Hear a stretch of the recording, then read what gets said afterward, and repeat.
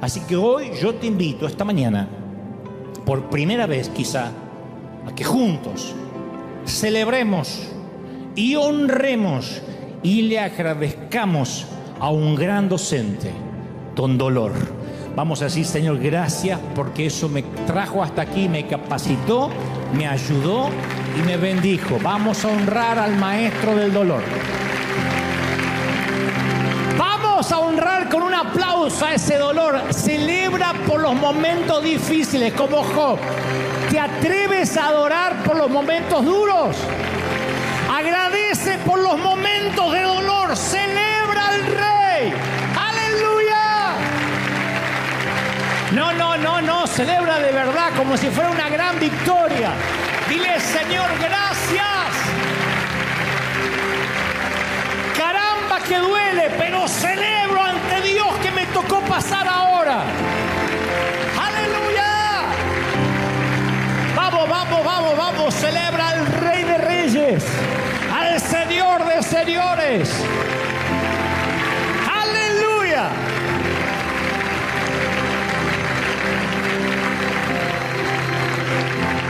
Esta semana escuché un secreto que te lo voy a regalar, una perla más antes de que te vayas. La escuché de un gran predicador. Él dice que ha entendido a lo largo de las crisis y los dolores que ninguno de nosotros puede achicar, hacer que sea más pequeño la transición del dolor de aquel tiempo que ya Dios determinó. Si Dios dice que son 3 meses, son 3 meses de recuperación. Si te operas los intestinos o te hacen un vaciado o lo que sea, son 4 o 5 meses de postoperatorio.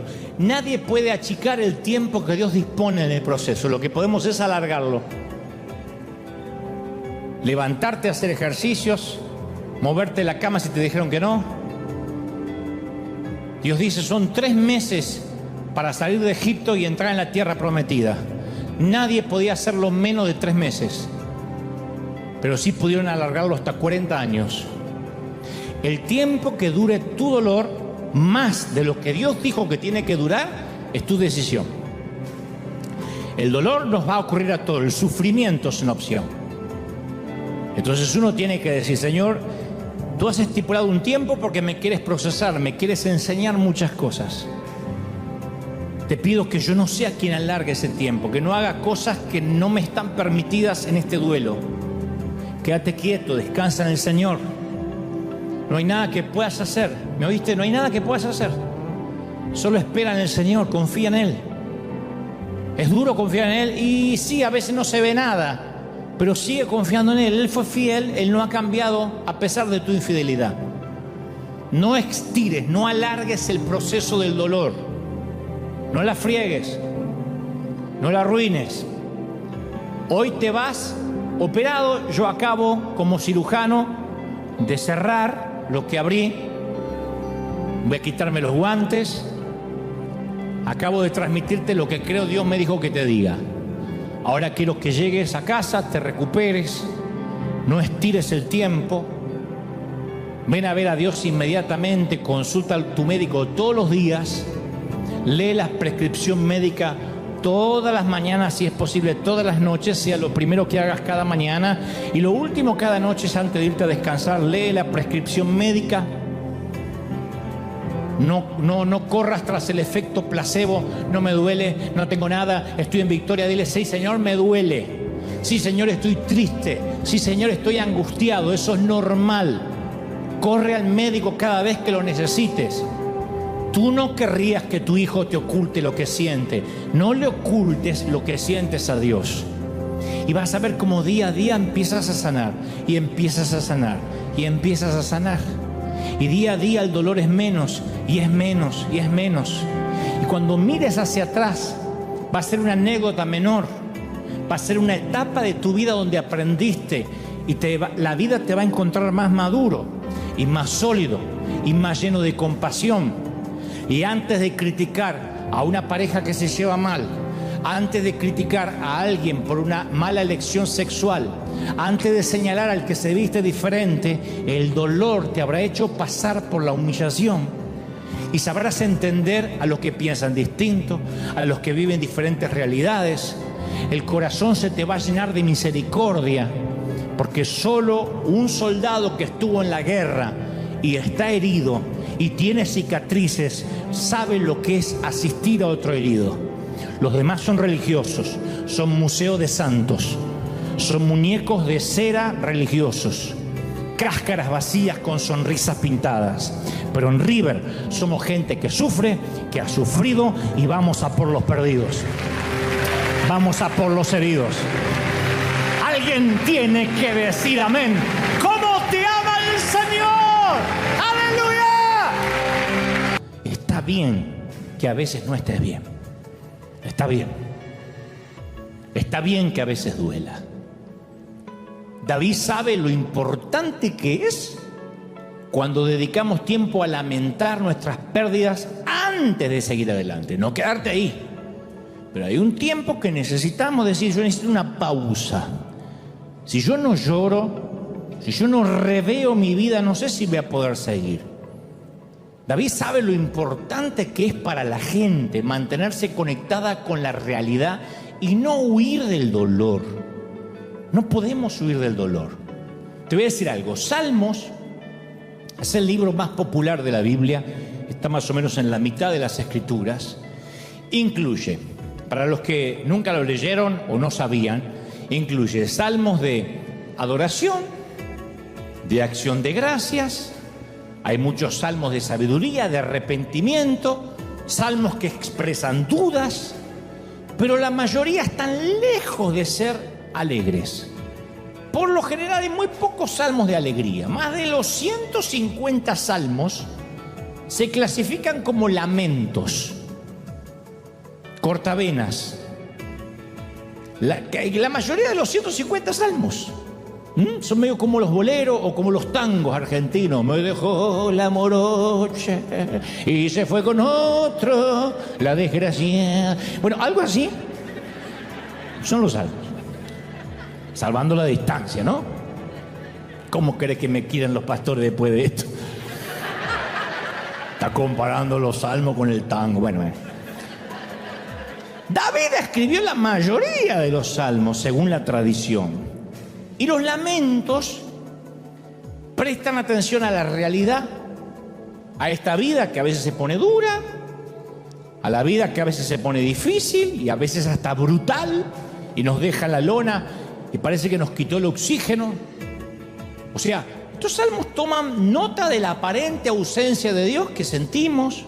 No digo que Dios está ausente, lo que nosotros sentimos como tal. Los salmos advierten cuando las circunstancias parecieran que nos hacen creer que Dios ni siquiera es bueno, que nos abandonó. Esas situaciones que dicen, no me digas que Dios me está amando y cuidando porque yo no lo siento así ahora. Salmos que claman consuelo, que claman compasión. El Salmo 43:2 dice, ¿por qué andaré enlutado por la opresión del enemigo? Se lo pregunta a Dios, ¿por qué tengo que andar con dolor? Porque el enemigo no para de oprimirme. El Salmo 77:8 dice, ¿has cesado tu misericordia? ¿Cuántas veces oramos así en privado? Señor, ¿te olvidaste de mí? ¿Te olvidaste de tener misericordia de mí? Dice el salmista. Salmo 42:3 dice, fueron mis lágrimas mi pan de día y de noche. Porque una cosa es llorar en el sosiego de la noche, cuando el alma se ensancha, cuando nos vamos a descansar. Otra cosa es decir, no, yo todo el día vivo angustiado. Ahí está en la declaración de los salmos. Salmo 88:6 dice, me has puesto en el hoyo profundo. Un salmo que le echa la culpa a Dios de estar en el hoyo. En tinieblas profundas. Sobre mí parece que reposa tu enojo. Me has afligido, Señor. Ahí están escritos, son crónicas descarnadas. Y muchos de nosotros hemos adoptado la costumbre de negar el dolor, de negar la aflicción. No, estoy bien, y mientras te llevan en la ambulancia al hospital. Quizá la manera más popular de no prestar atención a nuestro dolor y a nuestras pérdidas sean los mecanismos que tienen que ver con la adicción. El dolor es necesario, no nos gusta, a mí no me gusta sufrir, a ustedes tampoco, pero a través del dolor es que decidimos cambiar. Si no hay dolor, no hay cambio. Leí una frase por ahí que dice: cambiamos y crecemos cuando el dolor de mantenernos como estamos se vuelve mayor que el dolor de cambiar. Cambiamos cuando el dolor de permanecer como estamos es más grande que el dolor de tener que cambiar. Entonces el dolor nos saca de la zona cómoda, el quebranto. Por eso es necesario el duelo, por eso es necesario respetar los que están sufriendo, aunque estemos en la iglesia, porque es el proceso psicológico y la respuesta emocional ante la experiencia de una pérdida. Y uno tiene que tener una teología sobre eso. Es decir, acá hay mucha gente que ha perdido cosas, que ha perdido seres amados, que han tenido que atravesar o están atravesando un luto, que es el proceso, nada menos, de adaptarse a una nueva normalidad de vida, a una silla vacía, a una cuna que no tiene a un niño dentro, a una casa silenciosa, a una pérdida de empleo, a una nueva normalidad física, a andar con muletas, a estar confinado en una silla de ruedas, a un cambio de una posición cómoda financiera a una que es más paupérrima. Eso es una nueva normalidad. No podemos decir cambié y ya está, tengo que tener alegría. Cuesta. Dicen que hay 5 etapas durante un duelo, los psicólogos. Primero la negación, el enojo, la negociación, la depresión y finalmente la aceptación. Esas son las 5 etapas del duelo. Y aunque a mí me ayuda bastante, y yo sé que esto es utilitario, práctico, a mí me gusta observar en las Escrituras cómo David atravesaba sus duelos, entre tantos que hay en las Escrituras. Pero me sorprende cómo David, porque David lo expresa al ser poeta, con su prosa descarnada, él contaba cómo atravesaba los procesos de pérdidas. Me encanta su respuesta al dolor, la respuesta del rey David a la pérdida. Cuando David se entera de la muerte de Saúl y Jonatán, él canta, compone una canción, una endecha, que es una canción de lamentación, y entonces le pide a todos, a todo el pueblo, en su discurso como rey, dice: hijas de Israel, llorad por Saúl. En 2 de Samuel 1:24. Le pide a las mujeres de Israel que lloren por Saúl. David está ansioso porque otros se le unan al llanto, que derramen lágrimas de dolor por la enorme pérdida que ahora está enfrentando la nación de Israel. Es como que reconoce que se perdió una etapa preciosa, que se ha ido y que no va a retornar. No dice: menos mal que se murió Saúl, ahora yo soy rey. No, él dice: vamos a llorar. Y en 2 de Samuel 1:18, David también ordena que en su endecha, o sea, su canción de lamento, se les enseñe a los miles de hombres de Judá. Él dice que el llorar no sea un patrimonio solo de las mujeres. David, a pesar de ser un guerrero, era un tierno. Él dice que no lloren solo las mujeres, también los hombres deben llorar. Quiero que la aprendan, que la memoricen y que la repitan, este lamento por Saúl y Jonatán.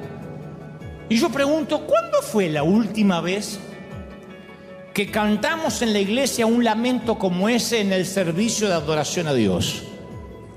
De hecho,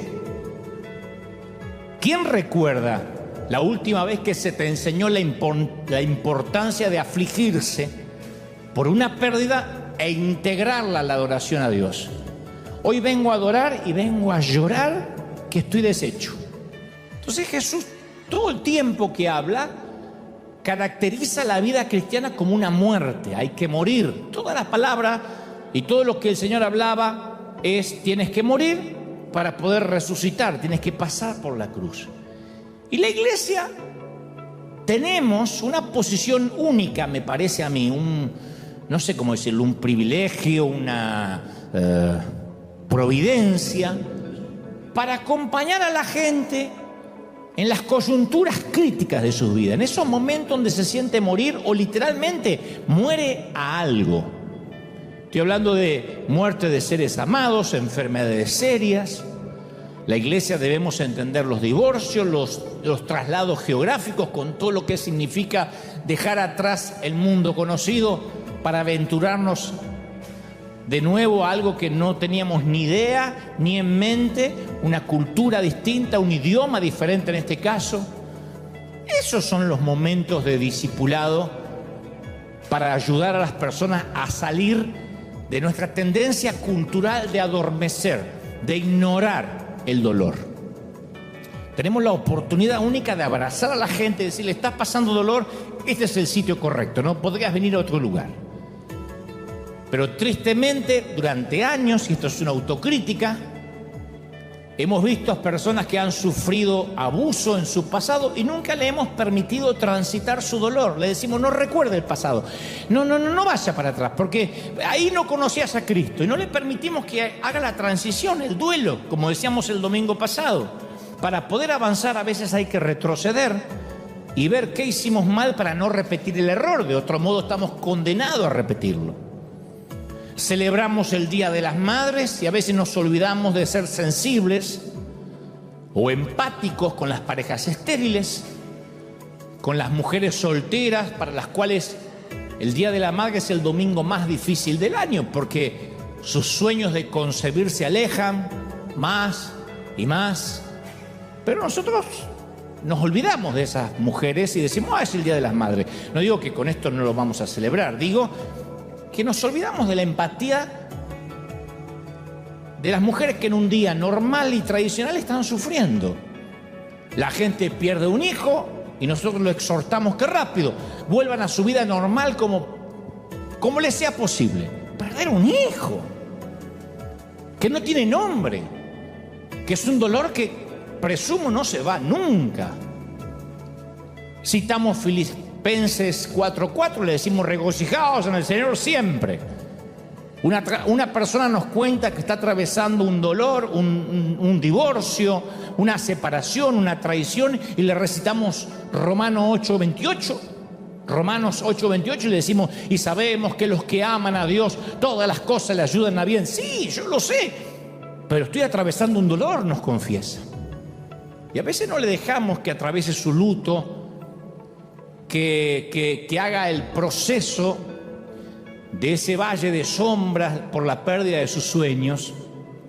David dijo: aunque atraviese el valle de sombras, o sea, no es una opción, tenemos que atravesarlo, no acampar ahí, no quedarnos ahí de por vida, pero eventualmente tendremos que atravesar valles de dolor. Un joven comienza a explorar su pasado, busca arqueológicamente en su niñez y se da cuenta que enfrenta el abandono que sufrió cuando niño, y nosotros le decimos: no mires para atrás, ahora es ser un adulto, mira para adelante. Pero es necesario que él vaya y sane. Pero tenemos mucho miedo a prestarle atención al dolor. Pero yo estoy convencido que a menudo, si acaso la mayoría de las veces, Dios utiliza el dolor para hacernos crecer. Job lo perdió todo en un solo día. El profeta en un solo día pierde todo: familia, riquezas, salud. Y muchos de nosotros experimentamos pérdidas, pero bueno, a lo largo de toda una vida, ¿no? No en un solo día. Pero sí perdemos cosas. Perdemos nuestra juventud. Bueno, ustedes, no yo tanto, pero ustedes están perdiendo la juventud. No hay forma de detener el proceso del envejecimiento, ni con cirugías plásticas, ni con cosméticos, ni con una buena dieta, ni con ejercicios diarios. El proceso del envejecimiento, la ley de entropía, no se detiene. ¿Quién no ha perdido sus sueños? El sueño de una carrera que quería seguir, un matrimonio, los hijos que esperaba. Y también experimentamos pérdida cada vez que emigramos a un nuevo país. Así te vayas a un mejor país. Así salgas de Venezuela, de Buenos Aires, de México y te vayas a Suiza. Hay pérdida de lo conocido, de los seres queridos, La mayoría de nosotros experimentamos una pérdida catastrófica en uno o en varios momentos de la vida. Cuando un miembro de la familia muere repentinamente, un infarto o un ACV, cambió radicalmente la historia de tu apellido. Cuando nuestro cónyuge tiene una aventura con otra persona. Cuando nos encontramos solos después de un divorcio doloroso. Cuando nos diagnostican un cáncer. Cuando nos despiden después de 20 años en la misma empresa, en la misma compañía. De un trabajo estable. Cuando nuestro hijo nace con una discapacidad seria y sabemos desde que es chiquitito que posiblemente nunca se va a casar, nunca conducirá un automóvil, nunca tendrá autonomía. Y lo sabemos desde que tiene 5, 6, 7 años, que ese niño va a vivir con nosotros y que algún día nos vamos a morir y ese chiquito va a quedar, o ese hombre con mente pequeña, mente de niño, va a quedar a merced de quienes quieran soportarlo, porque solo un padre lo puede amar así. Solo una mamá lo puede amar así. Infertilidad, aborto, amistades rotas, pérdida de la memoria. Nos sentimos traicionados por una tradición de la iglesia, por algo que creíamos y que ahora tenemos una revelación y decimos, ¿cómo perdí tanto tiempo siendo religioso? Nos sentimos traicionados por un pastor, incluso a veces por Dios mismo. Perdemos nuestras ilusiones acerca de esta nueva familia en Jesús, que es la iglesia. Y decimos, ay, me encanta River, hasta huele bien, qué lindo. Y después, ¿cuánto tiempo tardamos en darnos cuenta de que no es la iglesia perfecta? Ni hay gente perfecta como lo esperábamos. Y nos desilusionamos. De hecho, cierta gente aquí nos desilusiona. Y Job supo de esas pérdidas, de esas desilusiones. Job era el Elon Musk, el Jeff Bezos, el Bill Gates de la época. La Biblia dice que tenía 7.000 ovejas. Nos abruma la riqueza que tenía. 7.000 ovejas. Tenía 3.000 camellos, que eso era carísimo. 3.000 camellos. 500 yuntas de bueyes, 500 asnos. Una gran plantilla de empleados. Hoy habríamos visto su rostro siempre en la portada de Forbes, todos los años, porque era el hombre más rico del mundo. Entre sus activos había una flota del Rolls Royce, Bugattis, Lexus, 2 Tesla para ir a la feria, aviones privados, yates impresionantes, negocios prósperos, patrimonios inmobiliarios en expansión. Y Job 1:3 dice que entre todos los habitantes del Oriente era el personaje de mayor renombre. Era uno de los más influyentes. Era un hombre también piadoso. Temía a Dios, dice las Escrituras, y vivía apartado del mal. De repente todas las fuerzas del cielo y de la tierra se pusieron en contra de Job y Job se vio en medio de una pelea cósmica. Para hacer la historia corta, el enemigo va, habla con Dios, le dice, quiero que le quites la cobertura para que yo lo aflija y vamos a ver si este tipo, sin tanto dinero, sin aparecer en Forbes, sin el yate, te sigue adorando. Y Dios dice, vale, y el pobre tipo estaba abajo, mirando cómo jugaban al tenis arriba. Cayeron rayos, un tornado desató su furia. El hombre más rico de sus tiempos había quedado en la ruina. Sus 10 hijos murieron en un desastre natural. 10 funerales. Enterrar a un hijo doloroso. 10. Job no pecó. No culpó a Dios. Lo adoró. Respondió de una manera increíble. Lo adoró. Entonces tenemos muchos mecanismos de defensa contra el dolor, especialmente los cristianos. Lo anestesiamos, número 1. En el peor de los casos, con una botella de tequila, con vino, con una hora de pornografía en internet, con sexo casual. Número 2, lo negamos. Pretendemos que nada nos duele. Ingeniamos un plan para que nadie note que estamos sufriendo y toda la vida es una farsa. Número 3, lo minimizamos. No, no me duele, esto ya va a pasar, tengo victoria, hay otros que sufren peor que yo, no me puedo quejar. Sí, pero es tu dolor. ¿Hayas perdido a tu madre o un auto atropelló a tu mascota? Es tu dolor. Número 4, lo enterramos. Escondemos el dolor debajo de un calendario de actividades, nos ponemos a servir a Dios sin descanso. Porque mientras más ocupados estamos, menos tiempo tenemos para pensar en lo que estruja nuestro corazón. Número 5, nos autocastigamos, nos flagelamos, nos azotamos, no con látigos, pero usamos reglas, listas de cosas para hacer, ritos que acatar, penitencias dolorosas disfrazadas de sana doctrina. Todo para que duela menos lo que realmente tenemos que sanar. ¿Qué sentido tiene que una mujer se ponga una mantilla en la cabeza, nunca se corte el cabello, mida la falda para que jamás se le vea la rodilla y tenga un alma pútrida de dolor? ¿De verdad Dios va a ver el envase, lo de afuera? 6, evitamos mencionar el dolor, nunca lo sacamos a colación. No le digas a la familia, mucho menos que se entere el pastor. Y mantenemos todo muy superficial. Cruzamos los dedos para que el monstruo del dolor se mantenga en el fondo del lago, en lo profundo. Número 7, desviamos el dolor. Atacamos a nuestros hijos con explosiones de carácter. Nos desquitamos con nuestro cónyuge. Le gritamos a los empleados, a otro conductor, al chinito, que todos los chinos manejan bien, no sé por qué hay que gritarle. Número 8, neutralizamos el dolor. Decidimos que nunca jamás nos volverán a lastimar. Entonces creamos la foto de la familia perfecta, somos cristianos perfectos, vivimos para las redes sociales. Hay un montón de gente que vive para las redes sociales, que en vez de disfrutar en un restaurante con la persona que tienen enfrente en la mesa, están pensando en sacarse la foto para que lo vea otro. Van a la playa y en lugar de disfrutar la playa están pensando, uy, cuando lo vean, cuando lo vean, ¿qué pusieron? Y después ya no está más en la playa. Está viendo qué pusieron los gansos que no fueron a la playa.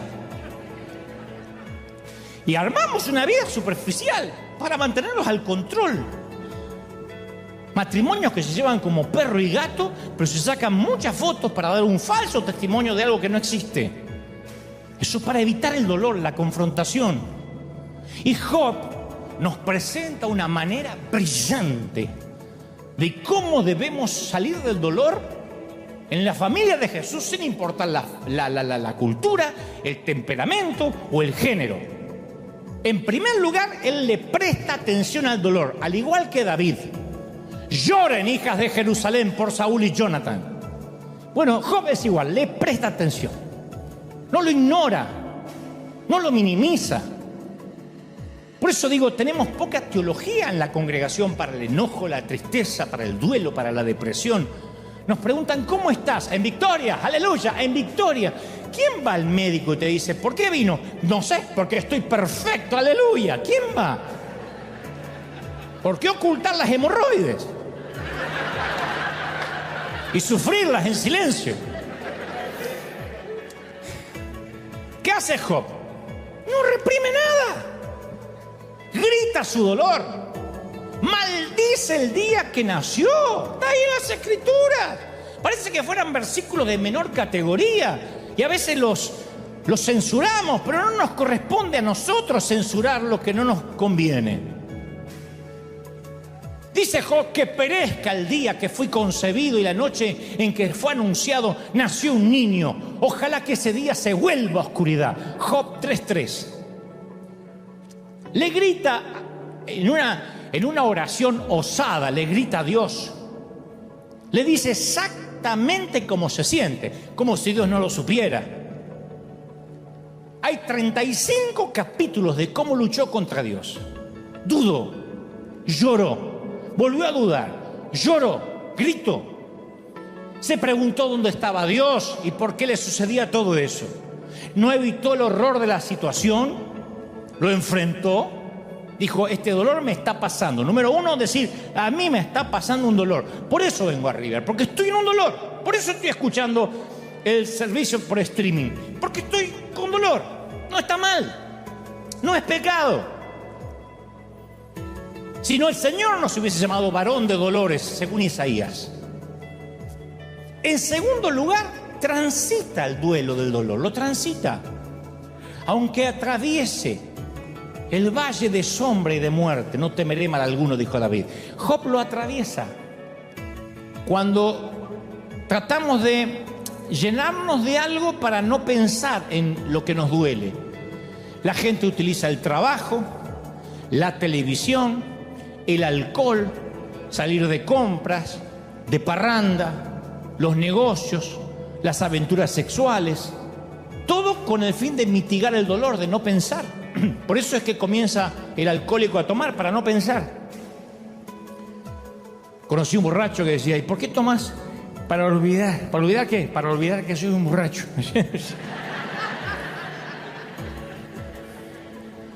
¿Y qué usamos los cristianos?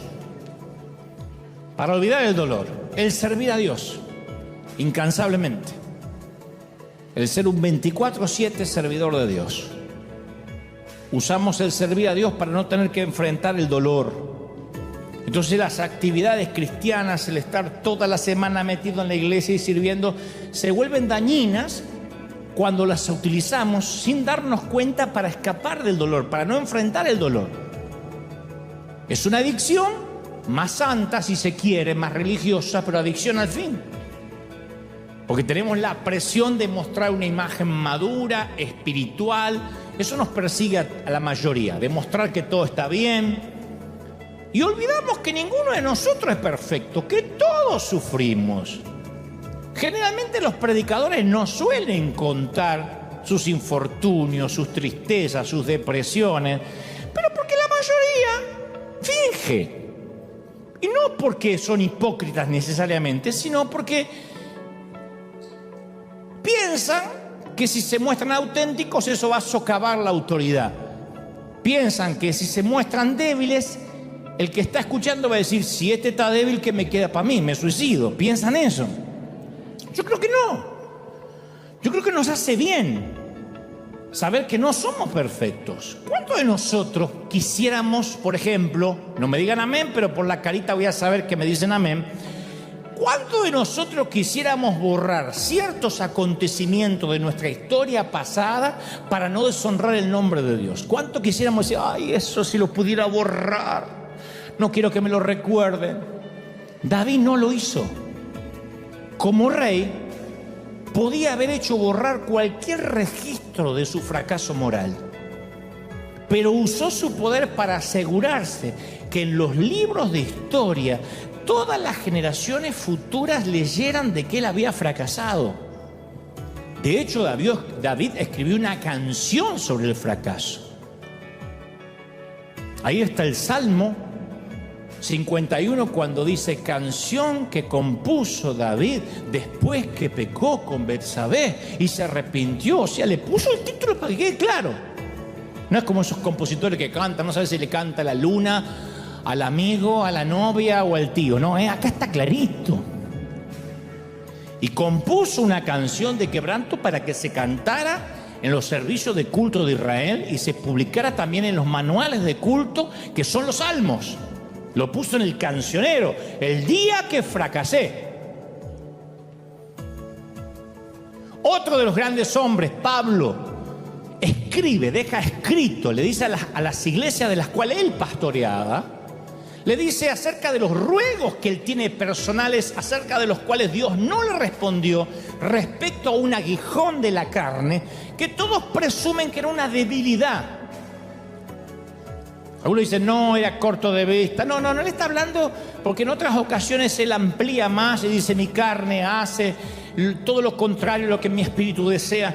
Él habla de una debilidad que quiere que Dios le quite. Y después le agradece a Dios por esas debilidades, porque le recuerda a los lectores que esa debilidad lo mantiene humilde y que se perfecciona a Dios en su debilidad. Abre el corazón. ¿Cuántos cristianos conoces hoy en día que harían esto? O de manera pública. Les voy a contar mi debilidad. La Biblia no oculta los defectos y el dolor de sus héroes. Moisés era un asesino, la esposa de Oseas era una prostituta, Pedro reprendió a Dios, Noé se emborrachó, Jonás era racista, Jacobo era mentiroso, Juan Marcos abandonó a Pablo, Elías se sentía deprimido, Jeremías era depresivo y suicida, Tomás dudaba, Moisés tenía mal temperamento, Timoteo tenía úlceras. Ustedes tienen menos Biblia que una mezquita, lean.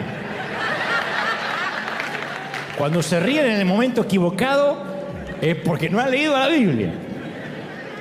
Entonces, el secreto era que no ocultaban el dolor, ni ocultaba quiénes eran. Los antiguos hebreos expresaban físicamente sus lamentos. Rasgaban su vestidura, se ponían cilicio, se ponían cenizas. Tras la caída de Jerusalén, Jeremías escribe todo un libro de la Biblia llamado, ¿quién sabe? Lamentaciones. Lamentaciones. Es como decir, voy a escribir un libro que se llama Cortavenas. Lamentaciones. No es metafórico, son lamentaciones, las quejas de Jeremías. Y ahí están las escrituras. ¿Por qué el amor de Dios le hace esto a Job? ¿Cómo hubiésemos nosotros respondido ante una pérdida así, catastrófica? ¿Vives en Beverly Hills o vives en una zona residencial? De repente un huracán te barre todo, se mueren tus hijos, te quedas en la nada, indigente. ¿Cómo hubiésemos respondido? Yo digo siempre, el sufrimiento es difícil, duro, pero también diferente para cada uno. Lo dije hace un ratito. Cada familia y cada cultura afronta el dolor de manera distinta. Yo pienso que nuestra cultura es determinante en la manera de afrontar el dolor, ya seamos norteamericanos, latinos, chinos, árabes, afroamericanos, judíos de Europa del Este o caucásicos. Pero todos nosotros afrontamos de manera distinta el dolor. En un extremo del espectro están los anglosajones, los gringos, los huesos colorados, que siempre que hacen un funeral o tienen dolor, ellos tienen unas emociones, parece como sin alboroto y sin desorden. Parece que de chiquitito le dicen, si algún día tenés un infortunio, no pierdas la calma. Yo he ido a los primeros funerales en mi vida, gringos, son muy pragmáticos. La mayoría, siempre hay excepciones a la regla, ¿no? Pero la mayoría no sabe si estás en un memorial o en la entrega de los Oscars. ¿Vieron los memoriales o los funerales gringos? Son así. Pasa el hijo del difunto totalmente estoico, el chiquito tiene 11 años y pasa así, como para una graduación, vestido impecable como un gato de rico, todo así. Y dice, oh, papá era realmente genial. Oh, ¿sabes? Me enseñó a jugar baloncesto y me hacía las mejores malteadas. Y está el viejo ahí en el cajón, pero ni lo mira. En el extremo opuesto estamos los latinos. Que nos pasamos toda la noche llorando frente al ataúd. Y es más, hay peores. En lugares como Italia y Grecia, las mujeres llevan ropa negra por el resto de su vida, las griegas y las italianas. Ropa negra por el resto de su vida después de la muerte de su esposo. Capaz que tienen 3 maridos más, pero con ropa negra.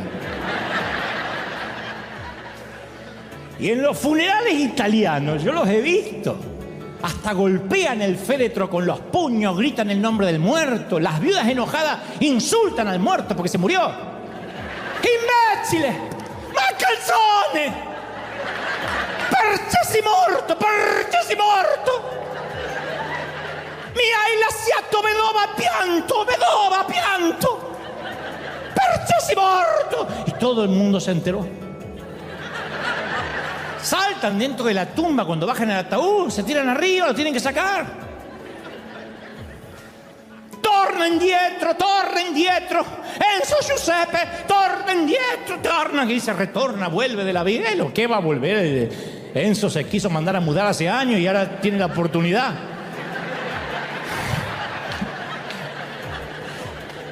Torna indietro, Giuseppe Enzo. ¿Y nuestra cultura cristiana cómo es?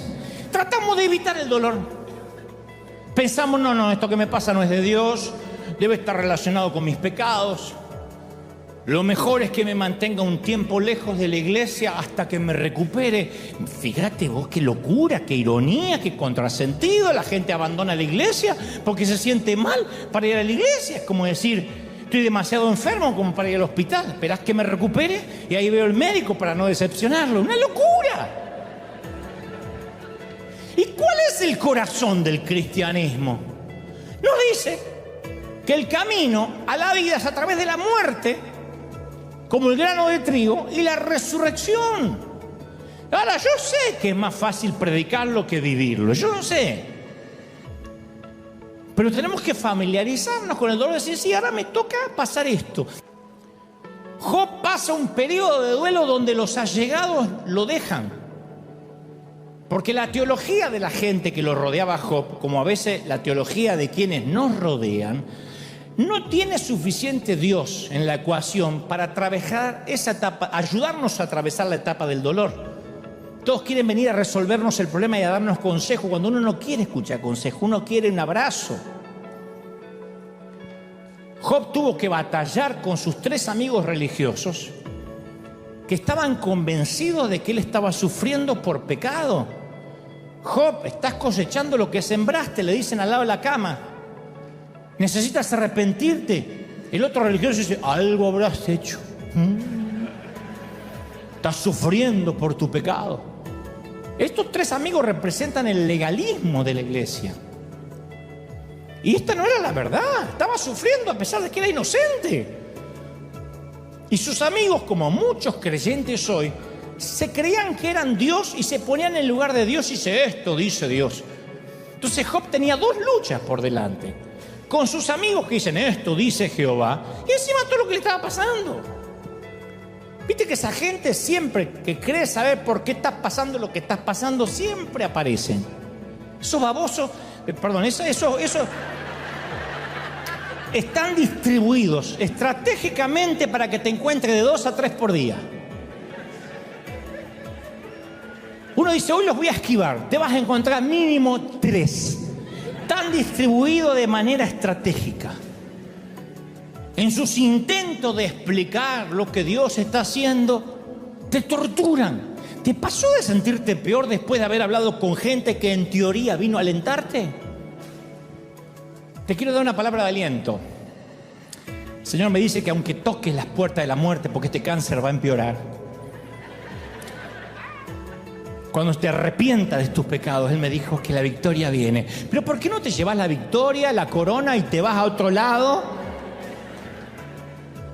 Hay momentos que te exasperan. Entonces Job entendió que él no puede oír a nadie cuando está pasando de luto, que no sea el que viene a abrazar, a decir, estoy contigo. Vamos a salir juntos de esto. Se supone que somos amigos, se supone que soy tu pastor y vamos a salir juntos. No pregunta por qué. En tercer lugar, Job acepta sus límites. Se siente que es limitado. Yo me pregunto si la pérdida más grande que todos vamos a tener es un día darnos cuenta de que tenemos límites. Eso nos hace humildes. El principio de la sabiduría es saber todo lo que no sabemos. Job aceptó sus límites. Yo te voy a dar una lista realista y cruda de tus límites, porque me están mirando diciendo, yo no. Yo te voy a dar una lista. Me voy a incluir, nada más para que no se sientan solitos. Me voy a incluir. Nuestro cuerpo físico. Nuestro cuerpo se está muriendo. Todos nuestros cuerpos se están muriendo. Todos estamos más cerca de la tumba que del útero. Todos, ninguno va al revés. Ninguno va en reversa. Todos nos estamos muriendo y algún día regresaremos al polvo. Todos tenemos que comer, beber y dormir para vivir un día más. Fíjate qué dependencia.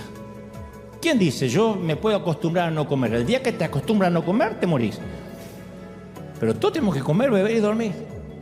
Ni siquiera todos los cirujanos plásticos del mundo pueden detener tu proceso de envejecimiento.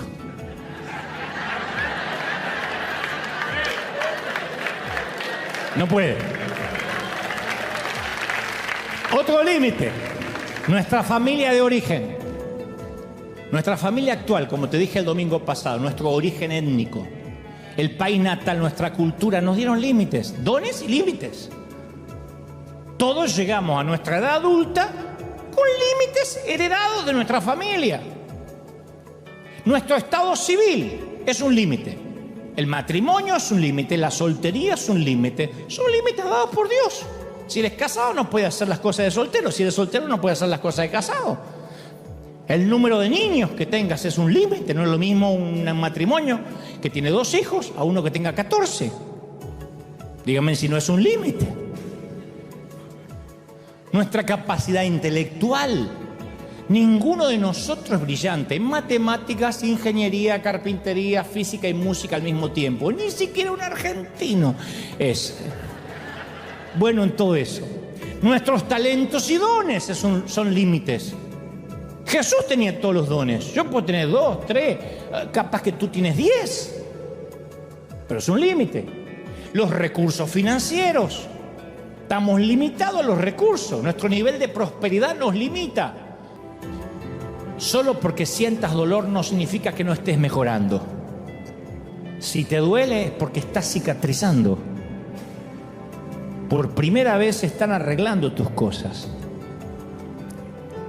El otro dolor es el que no tenías que seguir teniendo. Este es el dolor de cuando Dios metió la mano. Hoy te vas a ir de acá con dolor, porque estuve trabajando, dice el Espíritu Santo en tu corazón. ¿Viste cuando se te va la anestesia de la boca luego de ir al dentista? Y trabajaron mucho porque hicieron un root canal o limpieza. Se te va la anestesia y te empieza a doler. Y lo lógico, si estuvieron metiendo la mano ahí durante 1 hora y media.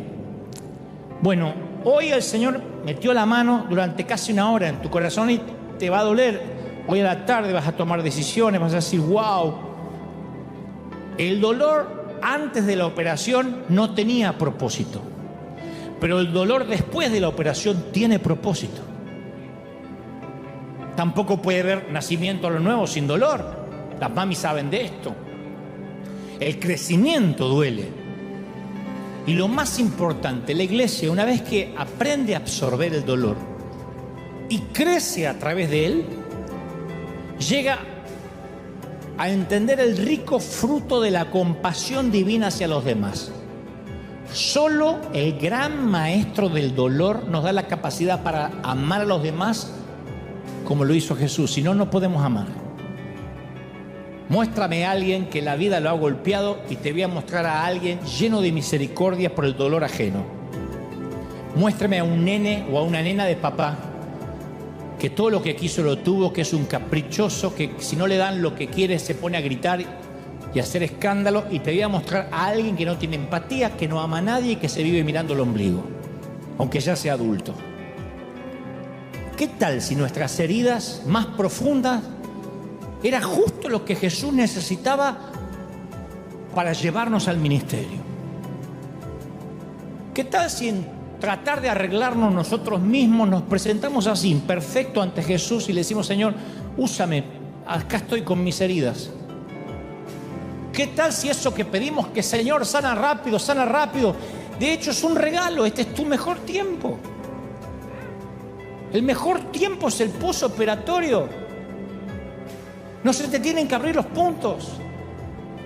Quédate quieto. Descansa, espera en Él.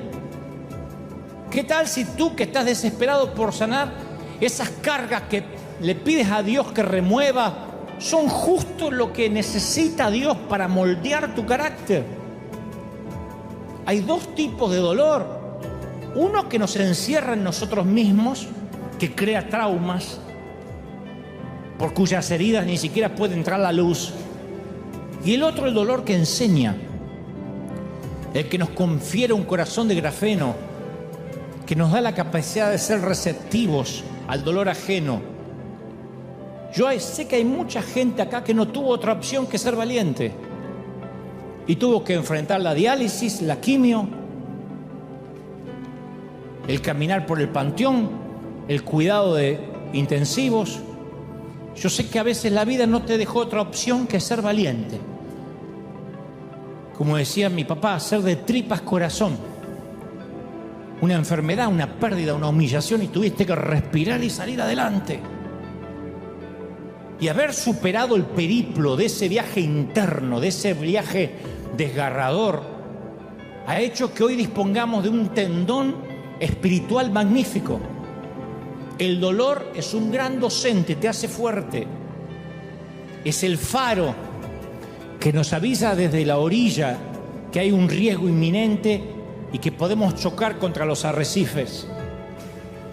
Si decidimos escondernos en la bodega como un polizón, no vamos a solucionar el problema, no vamos a crecer. La única salida posible es girar el rumbo, alzar las velas, ser un piloto de tormenta, tomar nuestras vidas por el timón, buscar mares más serenos, corrientes más propicias, vientos más esperanzadores. Y el aprendizaje obtenido tras esa experiencia nos hará único. Nos hará único si no vas a conectar con la vida. Pero nosotros no tenemos perfección para darla, de modo que la podamos exigir. ¿Quién tiene un código de moral demasiado alto para decir merezco la mejor iglesia? Nuestra comprensión espiritual es un límite. Dice Deuteronomio 29, lo secreto le pertenece a Dios. Entonces, crecer significa que no somos el centro del universo, que no somos el eje del planeta. Y para algunos es muy doloroso aprender esto. Pero nuestro ego tiende a ser tan exagerado que actuamos a veces como si fuésemos Dios. Y tenemos fantasías, por eso las famosas flatulencias mentales. Siempre estamos hablando de las grandes visiones y queremos hacer más de lo que Dios dispuso que hagamos. Nos agotamos pensando que podemos realizar más cosas de las que podemos hacer. Corremos sin pausa, convencidos que si paramos, nuestro mundo se va a detener. La iglesia, los negocios, los niños, que todo se va a parar. No, nada se va a parar. Nos vamos a ir de aquí. El mundo hará, los que te quieren, un minuto de silencio. La tana golpeará, la italiana, tu ataúd y dirá: más calzones, ¿para qué te fuiste? Regresa en tieto. Los gringos dirán: se fue, menos mal. Pero te fuiste. Entonces a veces tenemos que bajarnos de nuestro trono para unirnos al resto de la humanidad. Es una obligación, eso es crecer. Una parte de nosotros odia esos límites. Y esto es en parte la razón por la cual sentir dolor es un requisito para alcanzar la madurez espiritual. Porque los límites nos hacen pensar: wow, qué dependiente soy de Dios. ¿Viste lo que uno siente cuando se enferma? Cuando nos agarró COVID. Que uno dice: no, yo más o menos la pasé. Pero hay algunos que no se podían mover de la cama. Es un espanto esa sensación donde ayer estabas bien y de repente el dolor es en todo el cuerpo, te ahogas. Ahí uno dice: qué limitado soy. Yo tenía planes para las vacaciones, para ir a tal lado. Esa es la lección de Job. Porque él no solo fue transformado espiritualmente, sino que cuando entendió que el dolor era un maestro, dice que el Señor lo hizo prosperar de nuevo. Y le dio 2 veces más de lo que tenía. Y el Señor bendijo los últimos años de Job más que los primeros. Su riqueza se duplicó. Dios le dio 10 hijos nuevamente y vivió por muchos años. Pero eso lo recibió cuando supo que el dolor era su maestro. Cuando dijo: estoy limitado, dependo de Dios. Él es mi gracia, Él es mi favor. Su poder se perfecciona en mi debilidad. Alguien tiene que decir amén. Mirá, mucha atención a esto. El mensaje central de Cristo es que el sufrimiento y la muerte traen resurrección y transformación. Pero recién viene la resurrección cuando algo muere. Ahí nace lo nuevo. Cuando nace lo nuevo nos volvemos compasivos como nuestro Padre. Si pasaste por una enfermedad, por un problema familiar, recién ahí entiendes al pobre, a la viuda, al huérfano, al marginado, al herido. Por primera vez los comprendemos y no los juzgamos. El dolor nos despoja de las pretensiones de lo que no es esencial. Estamos más aptos para deshacernos de cosas que no son importantes. Viste que el dolor hace que uno decida qué es lo que te va a importar y qué es lo que ya no te va a importar. Nos libramos de tener que impresionar a otros. Ya no nos motiva a agradar a la gente, ya no vivimos para las redes sociales. Aprendemos a decir, Dios sabrá por qué, no tengo idea por qué me pasa esto. Aprendemos a decir, Dios sabrá por qué, no entiendo. Porque ahora nos caracteriza una mayor humildad, una mayor vulnerabilidad. Colocamos a Dios, el dolor hace que coloquemos a Dios en el centro de nuestras vidas y comencemos a rechazar las metas pueriles, superficiales, trivias. Fluye un nuevo amor de nosotros que antes no teníamos. Entonces quiero que entiendas esto. Hay un dolor que es antes de la operación. Cuando dices, o me intervengo quirúrgicamente o este dolor me mata. Pero después hay un dolor que es después de la intervención, es el postoperatorio. O tiempo de recuperación, que le dice, vaya y haga reposo, no se mueva. Hay gente que después de la operación ha tenido que dormir sentado, sentada. O los puntos te tiran, o tienes que tener cuidado al bañarte, no te puedes quitar la venda. Ese es el dolor de la recuperación, ese es un dolor saludable. Yo sé que hay mucha gente acá, si acaso la mayoría, que está viviendo el dolor de la recuperación, el postoperatorio. Di conmigo, Señor Jesús, entra en mi corazón, perdona mis pecados. Esta oración es impresionante, ¿eh? Dile, anota mi nombre en el libro de la vida. Hazme una nueva criatura. Ayúdame, Señor. Ahora levanta las manos, quiero orar por todo y tú también ora. Vamos a orar por los que están en casa. Vamos a orar por los que están necesitando salir del trance, por los que están en duelo. Hay aquí familias que literalmente están atravesando duelos. El domingo pasado oré por una querida hija de nuestra congregación que su hijo fue asesinado hace días atrás. Y entonces ella decía, tengo tanto dolor, y yo le decía, no puedo hacer más nada que abrazarte, mija. Mami, yo te estoy abrazando y decir, estoy contigo, saldremos juntos, no vas a salir sola del valle de sombra y de muerte. Y yo estoy haciendo lo mismo ahora contigo, donde estés, en tu casa, acá. Te abrazo para que salgas de este duelo. Los que están atravesando el duelo de cosas rotas, de cosas perdidas, de sueños fallidos. Para aquellos que van a enterrar junto con su separación recuerdos. Para aquellos que están enterrando junto con un ser querido que se fue, la nostalgia de los que fuiste alguna vez, y como dijo aquella periodista, sientes que el espíritu está amputado. Y no hay prótesis para espíritus amputados. No hay prótesis. Lo que hay es cicatrización. Y dile al Señor, yo quiero atravesar el duelo contigo, no me sueltes. Yo te aseguro que estás en un ambiente controlado. Te sientes solo, pero estás en un ámbito controlado. Es una suerte de vivero donde estás. Tú crees que estás en medio de una isla, en la isla Galápagos, pero como las pequeñas tortugas a las que le ponen un pequeño fuentón, así es como te mira Dios. No estás en una isla, estás en un ámbito controlado. Hay decenas de ángeles que a un chasquido de dedos del Señor correrán a tu ayuda. No habrá más carga, no habrá más dolor del que podrás soportar. Dios sabe de qué estás hecho y sabe cómo te está forjando. Y Él te ha deshecho y te ha hecho muchas veces como el alfarero. Pero deja que el Señor te procese. No pelees más, no des más cosas contra el aguijón. Deja que Dios procese tu carácter en medio del dolor. Vamos, llora si quieres llorar. Llora como macho hombre. Llora como una dama mujer. Y dile, Señor, atravieso el valle sabiendo que voy a salir del otro lado. Dale gracias a Dios porque Él, como buen médico, no te dejará salir de la crisis hasta tanto cicatrices. Él no quitará las vendas hasta que sepas que puedes tener una vida normal.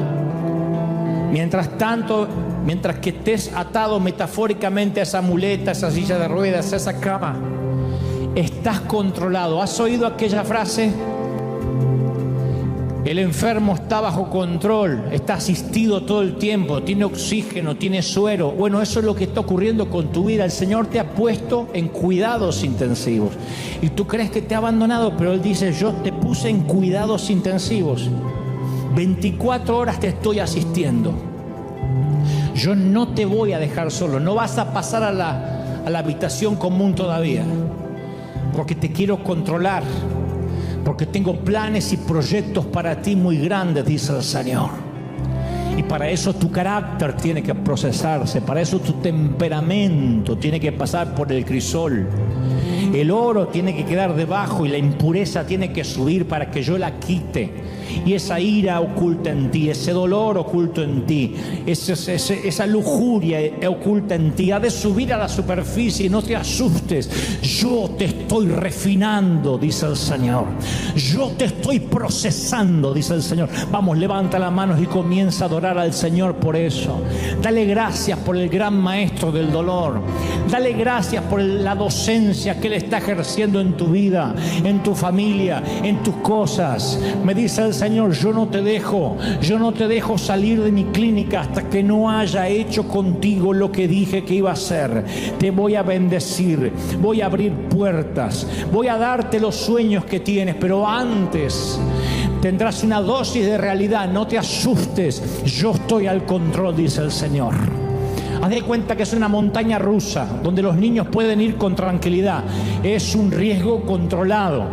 Y lo que estás viviendo está bajo control. Cree, dice el Señor.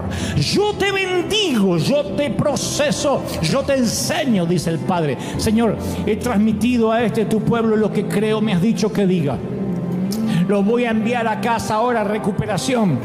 Pero sé que el proceso ha de terminar en algunos, ha de continuar en otros y ha de comenzar también en unos pocos.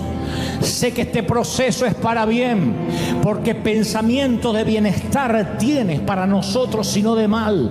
Porque se te ha placido amarnos y adoptarnos. Enséñanos. Gracias, Señor, por enseñarnos. Gracias porque duele. Gracias por los momentos difíciles. Ahora declaramos, Señor Jesús, que nada regulará nuestra adoración, ni nuestra alegría, ni nuestro gozo. Y aunque lloremos de dolor, sabremos que tú estás al control. Dios es soberano. Dios sigue estando en el trono, River. Dios no nos deja y nos bendice.